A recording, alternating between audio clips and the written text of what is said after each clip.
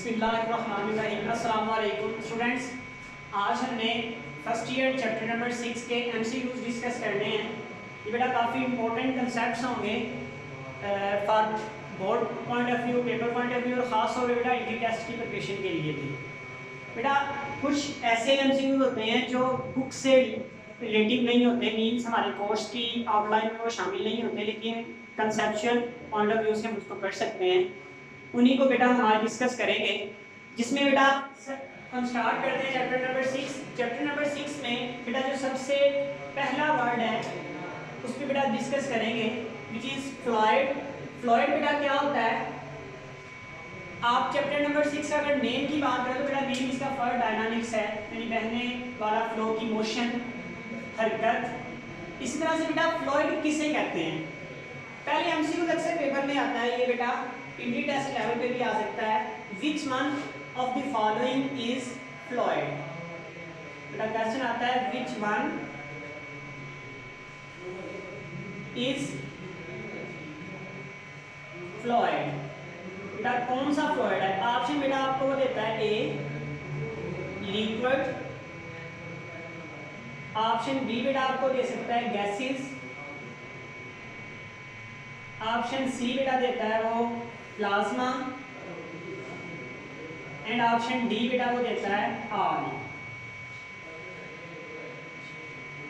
तो बेटा नॉर्मली बच्चों ने फ्लूइड डायनामिक्स में अक्सर लिक्विड के मतलब पढ़ा होता है, तो वो जल्दी से लिक्विड पे टिक कर देते हैं, but it is not right answer. बेटा इसका राइट आंसर क्या होगा? बेटा देखें, एनीथिंग विच कैन फ्लो, कोई भी ऐसी चीज जो फ्लो कर सके। वो कौन कौन सी चीज हो सकती है? बेटा वो लिक्विड हो सकता है, बेटा वो लिक्विड हो सकता है, वो गैसेस हो सकती हैं, वो प्लाज्मा हो सकता है। ये तीनों चीजें बेटा फ्लो कर सकती हैं। इट मींस ये तीनों बेटा क्या है? फ्लूइड है। बेटा सिर्फ सॉलिड जो है फ्लूइड नहीं है, सॉलिड को हम फ्लूइड के मींस में नहीं लेते, क्योंकि वो ट्रांसलेटरी मोशन करता है, वो फ्लो नहीं करता। ये तीनों चीजें बेटा फ्लो करती हैं। इट मींस ये तीनों बेटा क्या है? फ्लूइड है। बेटा इट मींस हमारा राइट आंसर क्या होगा? D means all are fluid. अगर बेटा इसी तरह से पूछ लेता which one is not fluid, और ऑप्शन में बेटा यहाँ पर आपको वो दे देता है सॉलिड, तो बेटा राइट आंसर फिर सॉलिड हमारे पास होगा। बेटा इस तरह से कोई और एमसीक्यू डिफरेंट तरीके से पूछ सकता है, सिर्फ एक वैल्यू दे सकता है, गैसेस दे सकता है। यहाँ पर बेटा वो आपको कह सकता है ऑल, यहाँ पर बेटा वो कह सकता है बी एंड डी। तो बेटा कौन सा फ्लूइड नहीं है? सॉलिड नहीं है।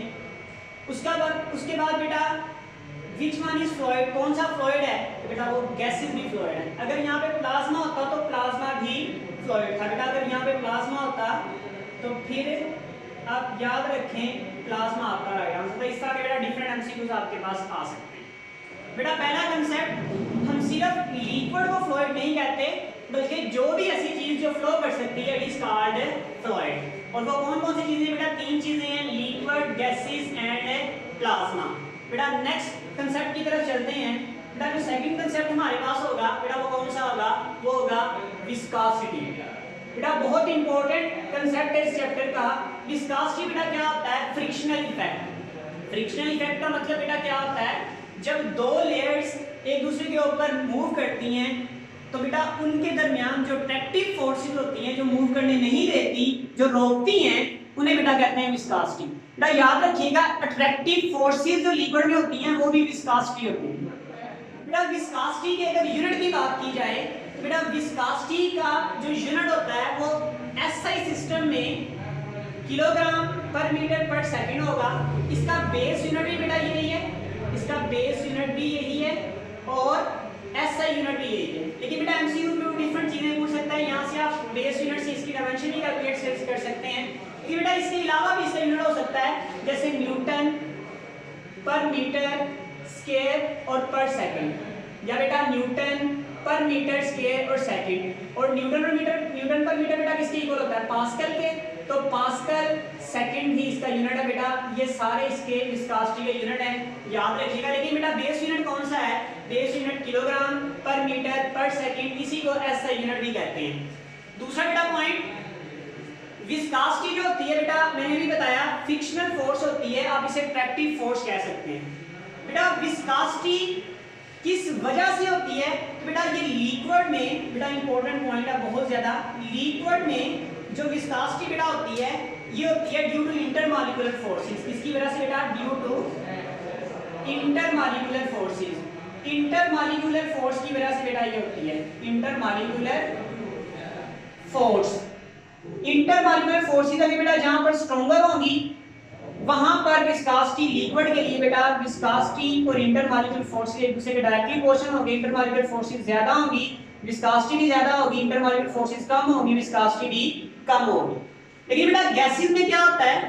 गैसेस के अंदर, गैसेस में नॉर्मली बेटा गैसेस की विस्कोसिटी लिक्विड से बहुत कम होती है, और गैसेस में जो विस्कोसिटी होती है वो किस वजह से होती है? बेटा वो होती है ड्यू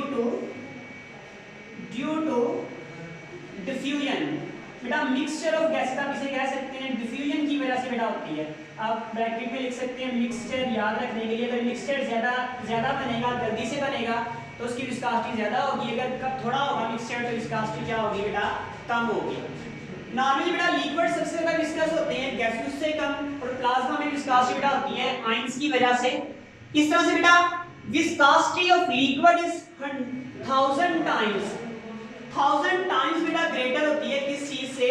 गैसेस से। मींस लिक्विड की विस्कोसिटी सबसे ज्यादा होती है। और लिक्विड में बेटा मैक्सिमम विस्कोसिटी किसकी होती है? ये याद रखें बेटा, मैक्सिमम विस्कोसिटी ग्लिसरीन की या हनी की बेटा कह सकते हैं, क्योंकि ग्लिसरीन में इंटरमॉलिक्यूलर फोर्सेस ज्यादा होती हैं, जरा थिक होती है ग्लिसरीन की। अगर बेटा ऑप्शन में आपको ग्लिसरीन गिवन दिया गया है तो आप ग्लिसरीन पे मैक्सिमम टिक करेंगे, और हनी दिया गया तो बेटा हनी पे टिक करेंगे, और दोनों दिए गए हैं फिर ग्लिसरीन की बेटा मैक्सिमम होगी।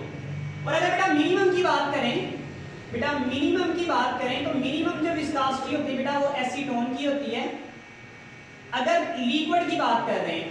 और बेटा अगर लिक्विड की बात नहीं कर रहे तो मिनिमम विस्कोसिटी बेटा किसकी होगी? मिनिमम विस्कोसिटी बेटा एयर की होगी, हवा की होगी। अगर वो ऑप्शन में आपको ये देता है मिनिमम विस्कोसिटी, सिर्फ मिनिमम विस्कोसिटी ऑफ फ्लूइड कह देता है, तो फिर आप एयर पे टिक करेंगे। मिनिमम विस्कोसिटी ऑफ लिक्विड फिर बेटा एसीटोन होगा। बेटा इंपॉर्टेंट पॉइंट है, अगर सिर्फ मिनिमम विस्कोसिटी कहता है, कीवर्ड बेटा कितना यहाँ पर है, अगर वो लिक्विड लिख देता है मिनिमम विस्कोसिटी ऑफ लिक्विड लिख देता है मिनिमम विस्कोसिटी ऑफ लिक्विड, अगर बेटा ये वर्ड लिक्विड का लिख देता है तो फिर बेटा आप किस पे जाएंगे? एसीटोन पे। अगर बेटा लिक्विड के लिए नहीं वो वर्ड यूज करता और फ्लूइड का वर्ड यूज कर लेता है तो बेटा फिर आपका राइट ऑप्शन क्या होगा? एयर। सबसे कम विस्कोसिटी बेटा किसकी होगी? एयर की होगी। अच्छा बेटा नेक्स्ट पॉइंट की तरफ चलते हैं। बेटा मिनिमम और मैक्सिमम याद रखिएगा, अक्सर एमसीक्यू में बेटा ये पूछ लेते हैं। इन गैसेस टेम्परेचर पे बेटा इफेक्ट, इसका बेटा किस चीज पे इफेक्ट देखने बेटा? टेम्परेचर पर। टेम्परेचर पर विस्कोसिटी का इफेक्ट होता है या नहीं होता? ऑप्शन बेटा मैं आपको बताता हूं। इफेक्ट ऑफ टेम्परेचर या इंक्रीज द टेम्परेचर, टेम्परेचर को इंक्रीज करें, और ईटा ऑफ फ्लूइड, ईटा बेटा फ्लूइड का क्या होगा? ऑप्शन ए इंक्रीज हो जाएगा, ऑप्शन बी डिक्रीज हो जाएगा, ऑप्शन डी सेम रहेगा, ऑप्शन सी आर। बेटा अक्सर ये देखें कंसेप्चुअल है, नॉर्मली आप सोचते हैं कि टेम्परेचर के इंक्रीज करने से विस्कोसिटी इंक्रीज होगी या बाद में डिक्रीज होगी। बेटा आप देखें लिक्विड में विस्कोसिटी किस पर डिपेंड करती थी? इंटरमॉलिक्यूलर फोर्सेस पर। इट मीन जब टेम्परेचर इंक्रीज करेंगे तो इंटरमॉलिक्यूलर फोर्सेस वीक हो जाएंगी, कम हो जाएंगी। बेटा अगर इंटरमॉलिक्यूलर फोर्सेस कम होगी तो विस्कोसिटी भी क्या होगी? कम होगी। इसका मतलब है टेम्परेचर के बढ़ाने से लिक्विड में विस्कोसिटी बेटा क्या होगी? कम होगी। टेम्परेचर और ईटा बेटा एक दूसरे क्या होंगे? इनवर्सली प्रोपोर्शनल होंगे। क्या होंगे?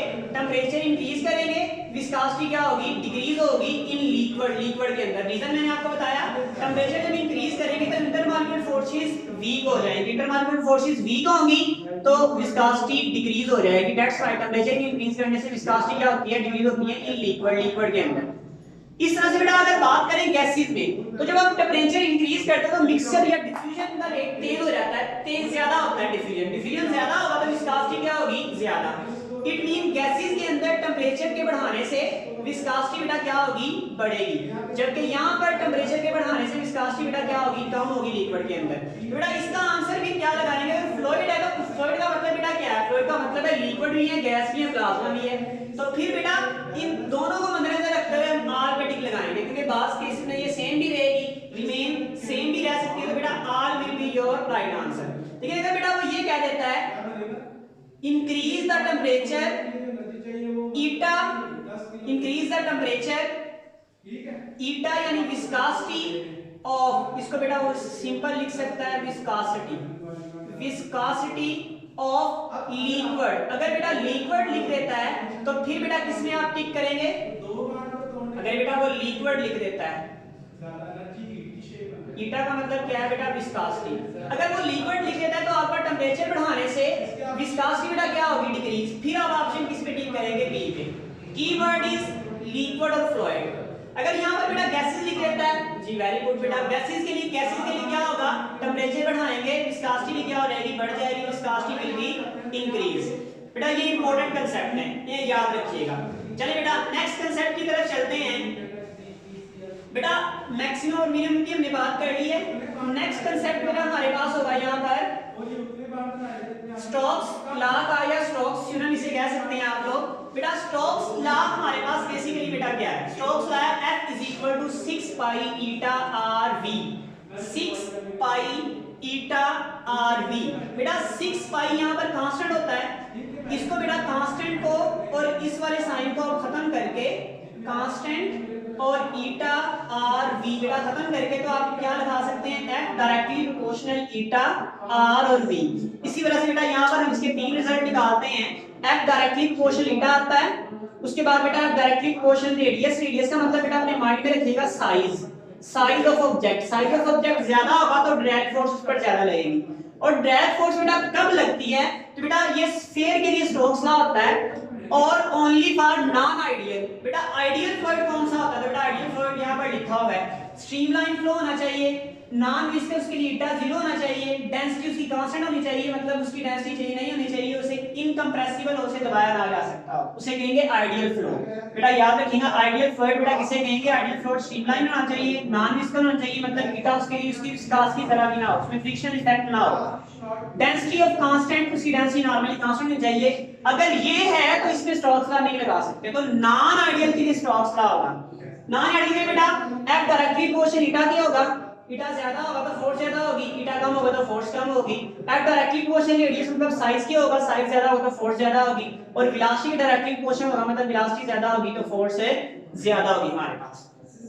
बेटा नेक्स्ट ये स्टोक्स लॉ सिर्फ स्फेरिकल ऑब्जेक्ट पर और for non ideal, non ideal का मतलब क्या है, ये तीनों कंडीशंस पूरी होनी चाहिए, फिर नॉन आइडियल होगा, मतलब इनमें से कोई एक कंडीशन भी पूरी हो रही है तो नॉन आइडियल, मतलब ये विस्कस उसका 0 नहीं है तो फिर भी नॉन आइडियल है, डेंसिटी कांस्टेंट नहीं है तो फिर भी वो नॉन आइडियल है।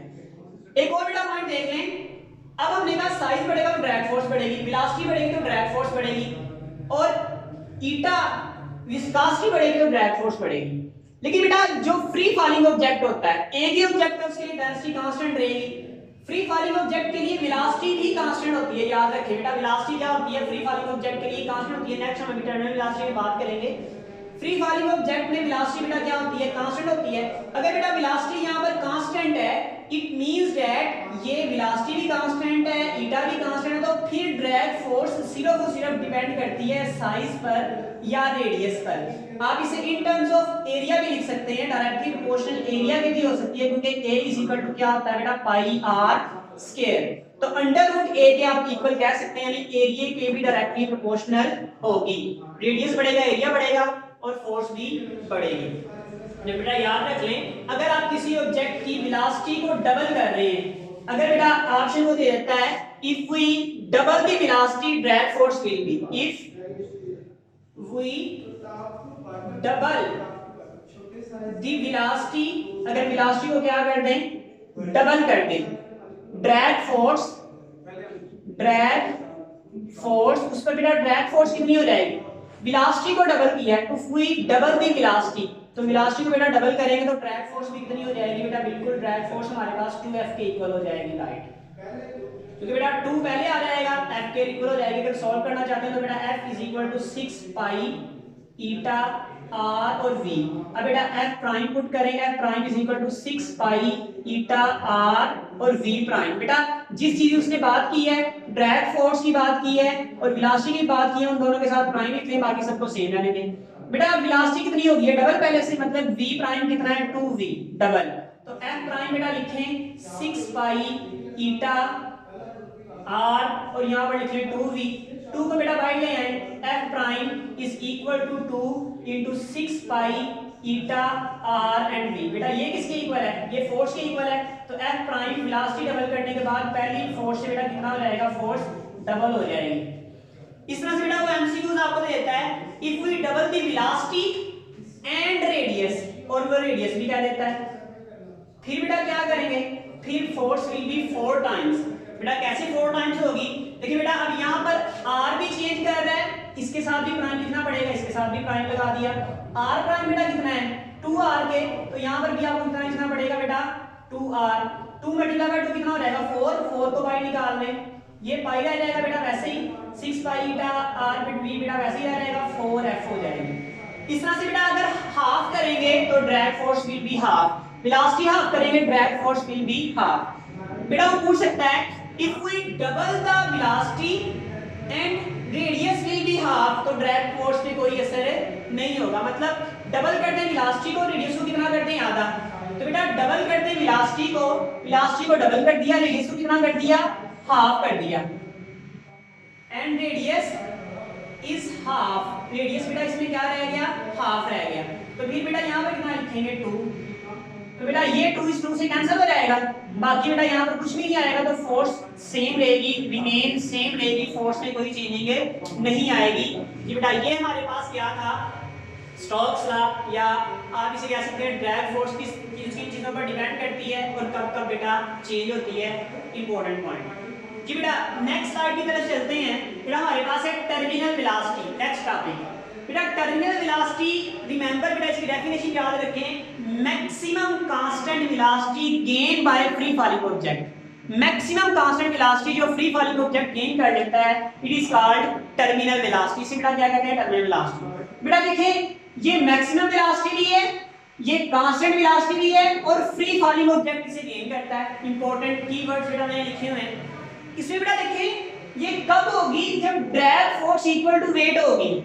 टर्मिनल वेलोसिटी कब होती है, जब drag force equal to weight की रहती है। बेटा आप एमसीक्यूज आपको दे सकते हैं different, the terminal velocity will be called terminal velocity if velocity will be called terminal velocity, velocity will be terminal velocity.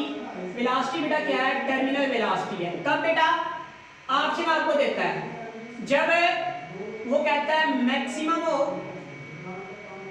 या आपको कहता है drag force equal to mg हो, drag force is equal to 6 pi eta r v t के हो, और बेटा f is equal to MgO and R of these। तो बेटा R भी आप ठीक करेंगे सबके लिए ठीक है। अगर यहाँ पे बेटा वो लिख लेता है MA और यहाँ पर लिख लेता है वो बेटा F is equal to 0, तो फिर बेटा A और ये वाला MCQ, अब इसमें MCQ में बेटा नेक्स्ट इसको देखते हैं। क्यों बेटा, क्योंकि नॉर्मली जब कांस्टेंट वेलोसिटी होती है बेटा, इंपॉर्टेंट कीवर्ड है कांस्टेंट वेलोसिटी। अगर कांस्टेंट वेलोसिटी होती है तो इसका मतलब है acceleration is equal to delta v over t। बेटा कांस्टेंट वेलोसिटी का मतलब है वेलोसिटी चेंज नहीं हो रही, डेल्टा v कितना रहेगा 0, तो ये कितना रहेगा 0, तो आपके ये दोनों राइट ऑप्शन होंगे A एंड C। बेटा राइट ऑप्शन कौन से होंगे, A और C होंगे इस केस के अंदर। बेटा कांस्टेंट वेलोसिटी का मतलब हमेशा याद रखें, कांस्टेंट वेलोसिटी का मतलब बेटा ये है कि एक्सेलरेशन कितना होगा 0। खाली बेटा एक्सेलरेशन के मतलब वो आपसे एमसीक्यू पूछ लेता है इन टर्मिनल वेलोसिटी या in free falling object acceleration is 0, velocity is 0, बेटा कुछ भी कह सकता है। फ्री फॉलिंग ऑब्जेक्ट में एक्सेलरेशन 0 होता है। जी बेटा बिल्कुल एक्सेलरेशन 0 होता है क्योंकि वेलोसिटी क्या होती है वहां पर कांस्टेंट। अगर कांस्टेंट वेलोसिटी होगी तो एक्सेलरेशन 0 बेटा होगा और उस पर जो नेट फोर्स लग रही होती है वो Fg और Fd के इक्वल हो जाती है, वेट के इक्वल हो जाती है। वहां पर एक्सेलरेशन जो बॉडी के मूव करने की वजह से होता है, वेलोसिटी चेंज करने की वजह से होता है, वो एक्सेलरेशन वहां पर नहीं होता। बेटा नेक्स्ट केस में जाएंगे, याद रखें बेटा इंपॉर्टेंट कीवर्ड है एक्सेलरेशन कांस्टेंट वेलोसिटी का मतलब बेटा क्या है, एक्सेलरेशन विल बी 0। एक्सेलरेशन इसमें बेटा क्या होगा, 0 होगा। बेटा टर्मिनल वेलोसिटी का एक आंसर है mg 6 पाई ईटा rb। बेटा ये उस वक्त वर्क करता है जब मास रिमेन कांस्टेंट। जब बेटा मास की कीवर्ड क्या है बेटा, मास। अगर मैस बेटा रिमेन कांस्टेंट है, मैस कांस्टेंट, अगर बेटा मैस कांस्टेंट की बात कर रहा है वो, तो उस वक्त टर्मिनल वेलोसिटी m/r या बेटा 1/r रेडियस के इक्वल आप लिख सकते हैं। टर्मिनल वेलोसिटी उस वक्त किसके इक्वल होगी, 1/r के, या डायरेक्टली प्रोपोर्शन।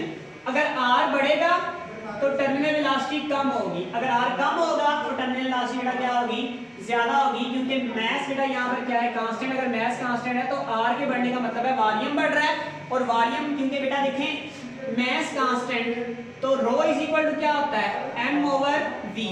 अगर बेटा r बढ़ रहा है तो v बढ़ रहा होगा, v बढ़ रहा है तो डेंसिटी बेटा क्या हो रही होगी, कम हो रही होगी। डेंसिटी कम हो रही होगी तो उसमें टर्मिनल वेलोसिटी बेटा क्या लगेगी, कम लगेगी। दूसरा बेटा इंपॉर्टेंट पॉइंट यहाँ पर क्या है, अगर वो आपको कहता है डेंसिटी इज कांस्टेंट, अगर बेटा क्या कहता है डेंसिटी इज कांस्टेंट, अगर बेटा आपको कहता है डेंसिटी जो है वो कांस्टेंट है, अगर बेटा डेंसिटी कांस्टेंट हो जाए तो टर्मिनल वेलोसिटी डायरेक्टली प्रोपोर्शनल हो जाती है रेडियस के। बेटा रो क्यों हो जाती है, क्योंकि अब डेंसिटी जो रो आप टोटल कह रहे थे m/v, अब ये पूरा फैक्टर कांस्टेंट हो गया है। अब ये क्या होगा, r बढ़ेगा, इसका मतलब है साइज बढ़ रहा है, पूरा का पूरा क्या बढ़ रहा है, साइज। पहले केस में r बढ़ रहा था सिर्फ वॉल्यूम बढ़ रहा था, मैस कांस्टेंट था। अब बेटा r बढ़ रहा है तो इसका मतलब है डेंसिटी पूरा का पूरा जो r बढ़ रहा होगा वो मैस ही बढ़ रहा होगा, वॉल्यूम भी बढ़ रहा होगा, डेंसिटी भी क्या रहेगी, कांस्टेंट रहेगी। तो बेटा अगर रेडियस बढ़ रहा है तो पूरा का पूरा साइज बढ़ रहा है, साइज बढ़ रहा है मीन मास भी बढ़ रहा है और वॉल्यूम भी बढ़ रहा है, वॉल्यूम और मैस दोनों बढ़ रहे हैं, तो टर्मिनल वेलोसिटी किसके डायरेक्टली प्रोपोर्शनल हो जाएगी, r स्क्वायर के। अगर वो बेटा कीवर्ड यूज करता है डेंसिटी इज कांस्टेंट, वेलोसिटी को बेटा velocity of object density is constant, velocity बेटा पूरा लिख लेते हैं, velocity of the object if radius is double, radius को बेटा क्या कर रहे हैं, डबल कर रहे हैं, and density remain constant. Density बेटा क्या है, रिमेन कांस्टेंट है। तो बेटा देखिए अगर डेंसिटी कांस्टेंट है तो रेडियस के डबल करने से वेलोसिटी जो होगी vt, रेडियस को कितना कर रहे हैं बेटा, डबल कर रहे हैं, 2r का स्क्वायर। बेटा 2r का स्क्वायर कितना हो जाएगा, vt 4r स्क्वायर हो जाएगा। इसका मतलब बेटा कितने टाइम्स इंक्रीज करेगी, वेलोसिटी कितनी होगी, 4vt के इक्वल होगी अगर रेडियस को बढ़ा रहे हैं। अगर डेंसिटी बेटा क्या है, डेंसिटी रिमेन कांस्टेंट, तो वेलोसिटी रेडियस के बढ़ाने से वेलोसिटी कितने गुना बढ़ेगी, 4 गुना। और इस तरह से बेटा अगर आपके पास सिर्फ मैस कांस्टेंट है तो फिर वेलोसिटी 4 गुना नहीं बढ़ेगी। इसको बेटा सॉल्व कर लेते हैं। सपोज करें बेटा ये देखिए डेंसिटी कांस्टेंट है तो आप क्या लिखेंगे, vt prime is equal to 2 rho g/9 eta और r प्राइम का स्क्वायर। r प्राइम बेटा कितना है, r प्राइम हमारे पास 2r है तो स्क्वायर लेंगे बेटा तो 4 हो जाएगा। तो vt prime is equal to 2 rho g और यहाँ पर आ रहेगा 2r का स्क्वायर ओवर 9 ईटा। बेटा 2r के स्क्वायर में देखिए बेटा नेक्स्ट क्या होगा, ये 4 स्क्वायर होके बाहर आ जाएगा, बाकी रह जाएगा 2 rho g r square over 9 ईटा। बेटा 9 हमारे पास क्या आ गया, ईटा आ गया। बेटा ये हमारे पास किसके इक्वल होगा, 4 इंटू ये हमारे पास क्या होगा, vt, यानी कितने गुना बेटा वेलोसिटी बढ़ गई है, वेलोसिटी हमारे पास बेटा कितने टाइम बढ़ गई है, 4 टाइम्स बढ़ गई है अगर डेंसिटी कांस्टेंट है। अगर बेटा वो कहता है मैस कांस्टेंट है और रेडियस डबल कर दिया तो फिर बेटा वेलोसिटी हाफ हो जाएगी। इसको बेटा सोल्व आप कर सकते हैं। और अगर रेडियस को आधा कर दिया तब टर्मिनल वेलोसिटी बढ़ जाएगी। बेटा कीवर्ड यहाँ पर क्या है, या तो डेंसिटी कांस्टेंट हो सकती है या फिर मास कांस्टेंट हो सकता है। नेक्स्ट बेटा कीवर्ड यहाँ पर और देखेंगे बेटा। अब बेटा इंपॉर्टेंट पॉइंट एक और, जो रेडियस होता है मैंने अभी बताया था a इज इक्वल टू होता है बेटा पाई आर स्क्वायर के। अब जैसे जैसे बेटा यहाँ पर r लाई कर रहा है वैसे वैसे यहाँ पर बेटा क्या लाई कर रहा होगा, एरिया। अगर रेडियस बढ़ेगा तो एरिया भी बढ़ेगा, और एरिया बढ़ेगा तो बेटा हमारे पास, अगर वो कहता है एरिया डबल कर दिया जाए, अगर बेटा एरिया डबल करेंगे तो फिर वेलोसिटी 2 टाइम्स ही बढ़ेगी, क्योंकि बेटा एरिया में r का क्या आ रहा है, स्क्वायर आ रहा है। एरिया में r का बेटा क्या आ रहा है, स्क्वायर। रेडियस डबल करेंगे तो एरिया बेटा हमारे पास कितने टाइम्स बढ़ जाएगा, 4 टाइम्स बढ़ जाएगा। 4 टाइम बढ़ेगा तो मींस आपने एरिया डबल किया तो टर्मिनल वेलोसिटी भी क्या हो जाएगी, पहले से बढ़ जाएगी। और कितने टाइम्स हो जाएगी बेटा, 4 टाइम्स वो भी इंक्रीज हो जाएगी। ये बेटा कंसेप्ट था। नेक्स्ट बेटा पॉइंट की तरफ चलते हैं। नेक्स्ट बेटा हमारे पास क्या है, equation of continuity. Equation of continuity बेटा सबसे इंपॉर्टेंट पॉइंट क्या है बेटा, ये बेस करती है लॉ ऑफ कंजर्वेशन ऑफ मास पर। सबसे इंपॉर्टेंट एमसीक्यू बेटा यहां से आपको आ सकता है। ये किस पर बेटा बेस करती है, लॉ ऑफ कंजर्वेशन ऑफ मास पर ये बेटा बेस करती है। आप ये कह सकते हैं is the manifestation form of law of conservation of mass, यानी law of conservation of mass की ही इक्वेशन ऑफ कंटिन्यूटी एक फॉर्म है। इक्वेशन ऑफ कंटिन्यूटी बेटा किन चीजों पर एप्लीकेबल है बेटा, फॉर आइडियल फ्लूइड के लिए सिर्फ, यहाँ स्टोक्स लॉ बेटा नॉन आइडियल फ्लूइड के लिए होता है, और इक्वेशन ऑफ कंटिन्यूटी बेटा किसके लिए होती है, आइडियल फ्लूइड के लिए होती है। आइडियल फ्लूइड बेटा क्या करता है, आइडियल फ्लूइड बेटा 3 कैरेक्टरिस्टिक्स होनी चाहिए, ये स्ट्रीमलाइन होना चाहिए, रेगुलर फ्लो होना चाहिए, नॉन विस्कस होना चाहिए, यहाँ पर ईटा कितना होना चाहिए बेटा, 0 होना चाहिए, और डेंसिटी इसकी रिमेन कांस्टेंट होनी चाहिए, डेंसिटी चेंज नहीं होनी चाहिए, मतलब ये इनकंप्रेसिबल हो, इसे दबाया ना जा सकता हो। तो इक्वेशन ऑफ कंटिन्यूटी ये तीनों वैल्यूज अगर होंगी तो उस पर बेटा एप्लीकेबल होगी, अदरवाइज ये एप्लीकेबल नहीं होगी। इक्वेशन ऑफ कंटिन्यूटी बेटा क्या कहती है, the product of cross section area of pipe and velocity at any instant any point remain constant. किसी पॉइंट पे बेटा क्या रहेगा, रिमेन कांस्टेंट रहेगा। तो हमने बेटा क्या लिख लिया, a1 v1 is equal to a2 v2। आप इसको लिख सकते हैं a v is equal to constant. बेटा आप देखें ये उस तरफ जाके डिवाइड हो जाता है। मैंने आपको लेक्चर में भी ये बात समझाई थी कि इसका मतलब क्या है, इसका मतलब बेटा ये है कि एरिया और वेलोसिटी एक दूसरे के इनवर्स होते हैं।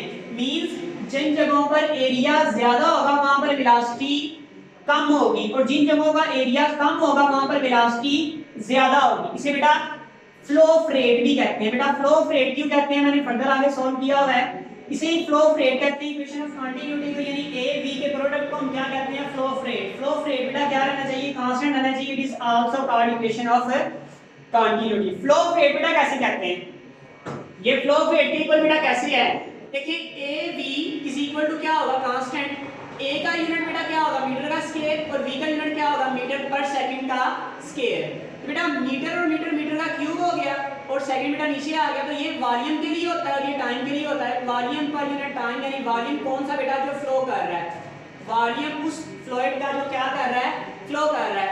बेटा वो इसलिए इसे कहते हैं volume of flow divide by time, तो इसे कहते हैं फ्लो रेट या रेट ऑफ फ्लो, आप इसे कह सकते हैं बेटा। इसमें बेटा देखें हमारे पास इसी इक्वेशन से इसका यूनिट का बेटा एमसीक्यू आ सकता है। तो यूनिट बेटा क्या होगा इसका, मीटर। रेट ऑफ फ्लो या फ्लो के रेट का बेटा यूनिट पूछ सकता है मीटर पर सेकंड। डायमेंशन बेटा पूछ सकता है, तो मीटर की जगह पर बेटा कैपिटल एल और सेकंड की जगह पर कैपिटल टी। तो इसकी डायमेंशन बेटा रेट ऑफ फ्लो की क्या होती है, रेट ऑफ फ्लो की डायमेंशन ये होती है, और इसका यूनिट बेटा यहाँ पर ये होता है। नेक्स्ट बेटा हमने यही बात प्रूव की है, a1 v1 is equal to a2 v2।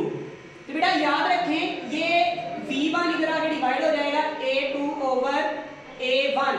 इसी तरह से बेटा अगर आप v1 और v2 की रेशियो की बात करें तो ये बराबर होगी a2 ओवर a1 की रेशियो के। बेटा यहाँ पर वो डिफरेंट आपको एमसीक्यूज पूछ सकता है, डिफरेंट वैल्यूज पूछ सकता है। वो ये कह सकता है कि अगर v1 एंड v2 की रेशियो जो हमारे पास है बेटा, रेशियो कितनी है, 3:4 है। तो बेटा उस वक्त ये बताएं कि उनके एरिया की कितनी रेशो होगी। तो बेटा एरिया की रेशो इसके उल्ट कर दें, A1 एंड A2 बेटा कितना होगा, A1 एंड A2 इसको रिवर्स कर दें बेटा, रिवर्स कर दें। देखिए यहाँ पर हमारे पास इसमें वैल्यू पुट करें, क्या वैल्यू बेटा आ जाएगी 3/4, A2/A1 है, इसको उल्टा करेंगे तो बेटा क्या आ जाएगा, इसको भी रिवर्स कर दें, इसको भी रिवर्स कर दें, A1/A2 इसको भी रिवर्स करके कितना आ जाएगा 4/3। तो A1 और A2 की रेशो बेटा कितनी होगी, वो हमारे पास होगी 4/3। दोबारा बेटा एमसीक्यूज रिपीट करता हूँ, इंपॉर्टेंट एमसीक्यूज है इसलिए बेटा दोबारा रिपीट कर रहे हैं। तो कह रहे हैं कि रेशो ऑफ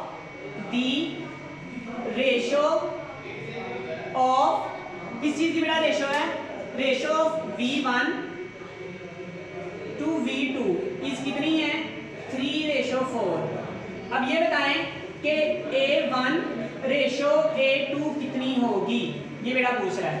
ऑप्शन आपको डिफरेंट वो दे देता है, आपने बेटा सिंपल क्या करना है, यहाँ पे वैल्यू पुट करनी है, V1/V2 is equal to A2/A1। V1 बेटा कितना है 3, V2 कितना है 4 इज इक्वल टू बेटा कितना आ जाएगा A2/A1।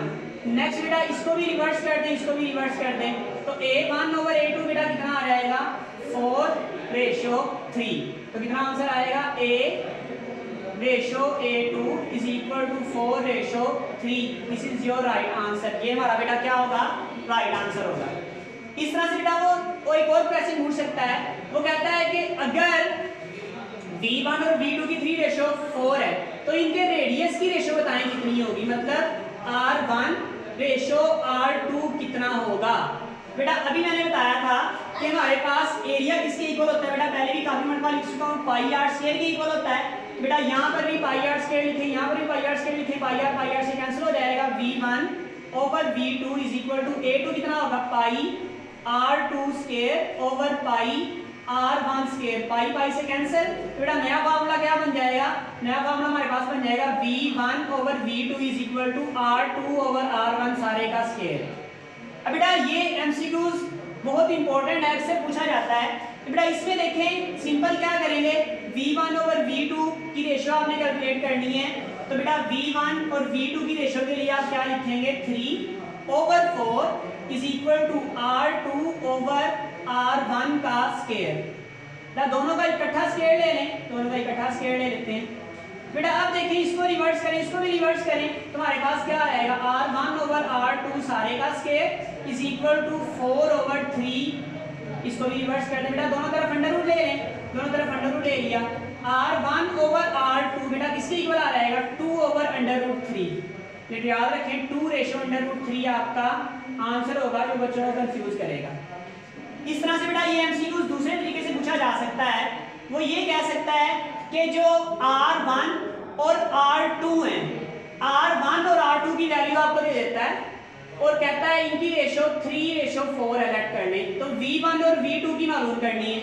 तो बेटा V1 और V2 की कैसे मालूम करेंगे, बेटा वो भी हम सेम वे में इसी तरीके से बेटा कर लेंगे। कैसे बेटा देखें, V1 V2 मालूम करना है, इसमें बेटा वैल्यू पुट करें। तो हमारे पास V1/V2 is equal to R2 बेटा कितना है 4/R1 बेटा कितना है 3 सारे का स्क्वायर। तो V1/V2 इज इक्वल टू बेटा कितना होगा 16/9, यानी V1/V2 बेटा कितनी होगी 16/9 होगी। बेटा याद रखिएगा। नेक्स्ट बेटा इक्वेशन ऑफ कॉन्टिन्यूटी मैंने सबसे पहले बताया, इंपॉर्टेंट पॉइंट मैं रिवाइज करवा रहा हूँ। Law of conservation of mass ideal flow के लिए एप्लीकेबल है। और इसका मतलब क्या है बेटा, आइडियल फ्लो का स्ट्रीमलाइन होना चाहिए, नॉन विस्कस होना चाहिए और डेंसिटी कांस्टेंट होना चाहिए। अगर इनमें से कोई एक वर्ड वो कीवर्ड यूज कर लेता है, वो कहता है विस्कस के लिए इक्वेशन ऑफ कॉन्टिन्यूटी क्या होगी बेटा, उसके लिए एप्लीकेबल नहीं होगी। विस्कस जो है इसके लिए इटा 0 नहीं है। उसके बाद बेटा दूसरा कीवर्ड क्या है, ए और बी एक दूसरे के इनवर्स होंगे, मींस एरिया जहां पर ज्यादा होगा वहां पर वेलोसिटी कम होगी और जहां पर वेलोसिटी ज्यादा होगी वहां पर एरिया क्या होगा, कम होगा। लेकिन दोनों का प्रोडक्ट क्या रहेगा, कांस्टेंट रहेगा। बेटा याद रखें। तीसरा कीवर्ड बेटा फ्लो रेट इज कांस्टेंट, यानी flow of rate. Flow rate का मतलब है बहने वाले फ्लूइड का जो रेट है, तो मैंने यहाँ पे प्रूव करवाया बेटा। उसके लिए इसके एमसीक्यूज का यूनिट बेटा याद रख लें, रेट ऑफ फ्लो का या फ्लो ऑफ रेट का एमसीक्यूज का इसकी डायमेंशन बेटा याद रख लें। और आप वॉल्यूम और टाइम से इसको कैलकुलेट कर सकते हैं। थर्ड एमसीक्यू बेटा यहाँ पर 3-4 तरीके से मैंने आपको करके बताया, इसको बार बार देखें जब तक बेटा आपको क्लियर नहीं हो जाता, बार बार रिवाइज करके देखिएगा। कोई क्वेश्चन है तो कमेंट्स में भी कीजिए। बेटा नेक्स्ट हम क्या कर रहे हैं, नेक्स्ट बर्नौलीज इक्वेशन।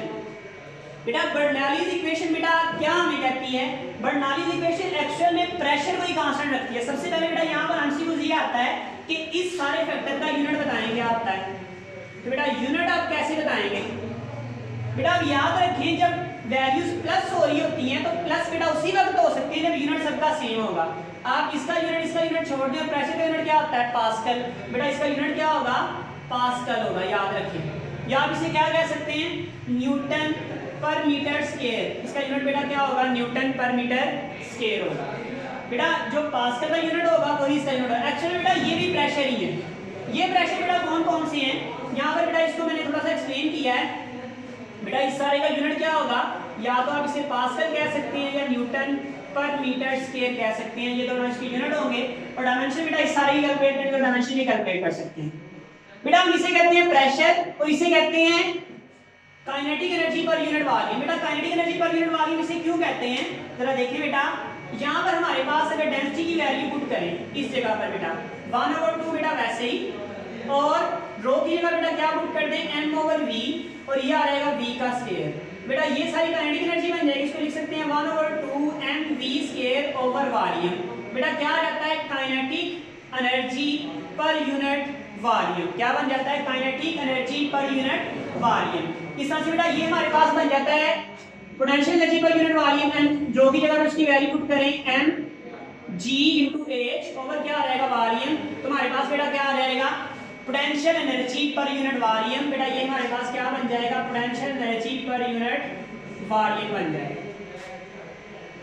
नेक्स्ट बेटा अब इन सब का यूनिट बेटा मैंने आपको बता दिया क्या होगा, हम हो रहे हैं बेटा सबका यूनिट सेम होना चाहिए, तभी हम फिजिकल क्वांटिटीज को ऐड कर सकते हैं, अदरवाइज फिजिकल क्वांटिटीज को हम ऐड नहीं कर सकते। बेटा यहाँ पर प्रेशर हमारे पास पास्कल यूनिट होता है, लिहाजा सबका क्या होगा बेटा, पास्कल होगा या फिर होगा न्यूटन पर मीटर स्क्वायर होगा। नेक्स्ट बेटा देखें, ये इन तीनों को बेटा प्रेशर की टर्म्स में हम लिख सकते हैं। कैसे बेटा, ये कौन सा प्रेशर होगा, ये स्टैटिक प्रेशर होगा। स्टैटिक प्रेशर का मतलब क्या है, जो रुका हुआ प्रेशर होता है। ये कौन लगाता है बेटा, ये लेयर्स लगाती है पाइप की दीवारों पर। यानी ये जो प्रेशर लग रहा है पाइप की दीवारों पर बेटा, ऊपर की तरफ, यहाँ से इस तरफ, यहाँ पे इस तरफ, ये जो प्रेशर बेटा लग रहा है इसे हम कहते हैं, इस P से रिप्रेजेंट करते हैं।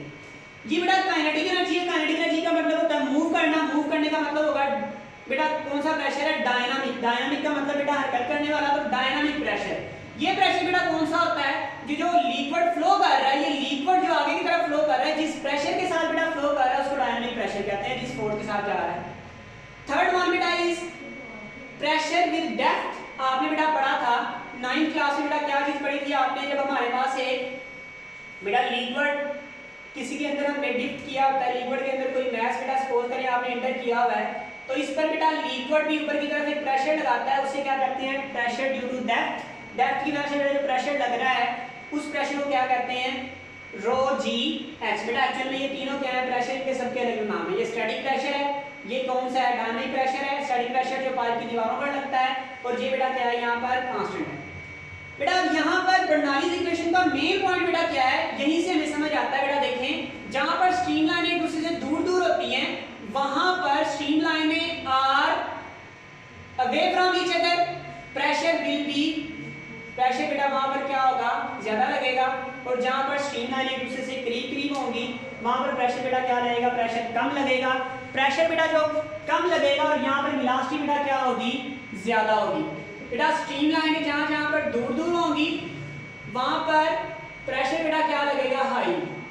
वेलोसिटी बेटा क्या होगी, लो। बर्नौलीज इक्वेशन बेटा मेन, जहां पर स्ट्रीमलाइन बेटा एक दूसरे के करीब होंगी, स्ट्रीमलाइन एक दूसरे के करीब होंगी, प्रेशर वहां पर क्या होगा, कम, और velocity will be high. Velocity वहां पर बेटा क्या होगी, हाई होगी। बेटा ये कीवर्ड है, इसमें बेटा याद रखिएगा, जब आप स्ट्रीमलाइन एक दूसरे के दूर दूर हो जाएंगी तो प्रेशर हाई हो जाएगा, वेलोसिटी कम हो जाएगी। जब स्ट्रीमलाइन एक दूसरे के करीब करीब होंगी वेलोसिटी बढ़ जाएगी, प्रेशर क्या हो जाएगा बेटा, कम हो जाएगा। और ये किस प्रेशर की बात कर रहे हैं बेटा, ये स्टैटिक प्रेशर की बात कर रहे हैं, इस वाले प्रेशर की बात कर रहे होते हैं। ना तो ये डायनामिक प्रेशर होता है और ना ही यहाँ पर रोजी होता है। इवन के डायनामिक प्रेशर जो क्लोज होता है वहाँ पर बढ़ जाता है, क्योंकि वेलोसिटी बढ़ती है तो डायनामिक प्रेशर भी बढ़ जाता है। लेकिन हम किसकी बात कर रहे हैं, स्टैटिक प्रेशर की। स्टैटिक प्रेशर का मतलब है रुका हुआ। तो यहाँ पर बेटा स्पीड कम होती है, यहाँ पर प्रेशर ज्यादा होता है और यहाँ पर स्पीड ज्यादा होती है और प्रेशर क्या रहता है, कम हो जाता है। किसकी बात करें बेटा, स्टैटिक प्रेशर की। बच्चों को ये अक्सर समझ नहीं आता है बेटा। देखिए यहाँ पर स्पीड ज्यादा तो प्रेशर कैसे कम हो सकता है बेटा, ये जो डायनामिक मूव करने वाला प्रेशर है इसकी बात नहीं कर रहे, बल्कि जो रुका हुआ प्रेशर जो लिक्विड लगा रहा है पाइप की दीवारों पर चारों तरफ, उस प्रेशर की बात कर रहे हैं। वो हमारे पास कौन सा बेटा, स्टैटिक प्रेशर। और स्टैटिक प्रेशर बेटा उन जगहों पर ज्यादा होगा जहां पर स्पीड क्या होगी, कम होगी, और स्टैटिक प्रेशर उन जगहों पर बेटा कम होगा जहां पर स्पीड क्या होगी बेटा, ज्यादा होगी। इस तरह से बेटा दूसरा एक इंपॉर्टेंट पॉइंट है यहाँ पर जो हम बेटा लेते हैं वेलोसिटी रिलेशन के अंदर। बेटा अक्सर बच्चे ये कहते हैं कि सर यहाँ से यहाँ तक हाइट और यहाँ से यहाँ तक हाइट इक्वल नहीं है, तो हम h1 और h2 को कैसे बराबर रख सकते हैं। बेटा अब यहाँ पर एक बात याद रखिएगा कि हम हाइट को बेटा इस वाले पॉइंट से मेजर कभी भी नहीं करते, पाइप के सेंटर से बेटा मेजर करते हैं। तो सेंटर से h1 और h2 दोनों क्या होते हैं बेटा, सेम होते हैं। मींस अगर सेंटर से मेजर किया जाए तो बेटा जितना डिस्टेंस यहाँ से यहाँ तक है उतना ही डिस्टेंस यहाँ से यहाँ तक है। बेटा एमसीक्यूज यहाँ पर वो पूछ सकता है when h1 is equal to h2, Bernoulli's equation. Bernoulli's equation बेटा, बर्नौलीज इक्वेशन क्या बन जाती है उस वक्त बेटा, हमारे पास बर्नौलीज इक्वेशन रिड्यूस होके ये हमारे पास आंसर आ जाता है, क्योंकि h1 और h2 दोनों इक्वल होते हैं, कैंसिल हो जाते हैं। तो बर्नौलीज इक्वेशन बेटा उस वक्त हमारे पास आंसर ये आ जाता है। मैं यहाँ पे आपको बता देता हूँ। सपोज करें P1 प्लस रो g, या आप लिख सकते हैं rho 1/2 rho v1 square plus rho g h1 is equal to P2।